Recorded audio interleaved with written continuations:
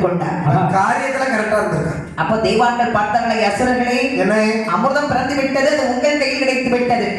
பாருங்க, அமிர்தத்தை என் கையில கொடுங்க, நானே பங்கு வச்சு கொடுக்கிறேன். கொன்னே கொடுங்க. ஏன் இந்த அமிர்தம் எங்களுக்கு கண்டு பிறந்தது. பாருங்க, உங்களுக்கு பிறந்தது எங்களுக்கு பிறந்ததுதான் கிடையாது. அமிர்தம் கிடையாது, அழைத்தது நாங்கள். தெய்வாமிர்தம் எங்களுக்கு சொந்தம். மரியாதை சொல்ற சட்டை வேண்டாம், அமிர்த கலசத்தை என் கையில கொடுங்க. நான் குனிந்து நிமிர்ந்து அமிர்தம் படைந்தேன். வேண்டாம், கையில புடிச்சு இழுத்தேன். இவனை பார்த்தா குனிந்து நிமிர்ந்து வேலை பண்ற மாதிரி தெரியுதாடா? பத்தியா செல்லப்படி வச்சுக்குவேன்.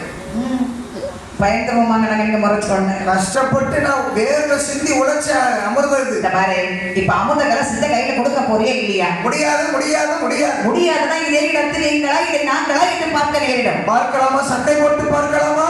அதுதான் நான் தான் பாட்டுக்கு பாட்டு சண்டை போடுறேன்.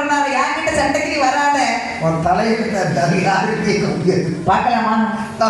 அப்படி என்று அதை விட மார்க்கமாக அசுரர்களுக்கும் தெய்வான்களுக்கும் கடுமையான ஒரு சண்டை ஏற்படுகிறது. சரி, அறிந்தார் என் பெருமான். ஆகா, தேவாக்கள் அறந்தக்கூடிய தேவ அமரம் அல்லவா? அசுரர்கள் அபகரித்துக் கொண்டே அவர்களுக்கு கொடுப்பதற்கு வருகின்றார்கள். இந்த அசுரர்கள் சாதாரணமாகவே மூர்க்க குணம் உடைத்தவர்கள். இந்த தேவாதிகள் அருந்தக்கூடிய அமிர்தத்தை அசுரர்கள் சாப்பிட்டால் நாட்டிலே தர்மம் நிலைக்குமா? இந்த உலகத்தை அழித்து விடுவார்கள் அசுர குலங்கள். எப்படியாவது இந்த அபூர்ணம் அதை அவரிடமிருந்து நாம் அபகரிக்க வேண்டும்.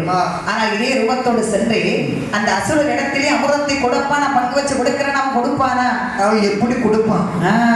ஆடுற மாட்டை ஆடி கிடக்கணும், பாடுற மாட்டை பாடி கிடக்கணும். ரெண்டு காலை முடிச்சுட்டு தண்டு ரோட்ல நச்சு நடிச்சிருவோம். அப்படியானால் அவர்களை மயக்கும் தன்மையாக நாம் செல்ல வேண்டும். எப்படி செல்ல வேண்டும்? பொதுவாக இந்த உலகத்தில் பாருங்க, ஆடவர்கள் மயங்கன்னு சொன்னா 3 பொருள் போதும். என்னமா சொல்ற? 3 பொருள்னா ஆடவர்களுக்கு 3 பொருளும் தேவையில்லை. ஏதாவது ஒரு பொருள் போதும் ஆடவர்கள் மயங்குவதற்கு. ஆடவர் மயங்கக்கூடிய 3 பொருள் சொல்றேன். என்ன பொருள்? ஒன்று மது, ஒன்று சூது, ஒன்று மாது. மதுனா என்ன? இது தெரியாம உள்ள பாட்டு வந்திருக்கோம். ரேஷன் கடைக்கு கூட போக மாட்டாங்க. ஆமா, பாருங்க, அண்ணன் பையன் வந்த உடனே ஓடி வந்து என்னை கெட்டி பிடிச்சி தூக்கி தூக்கி அண்ணா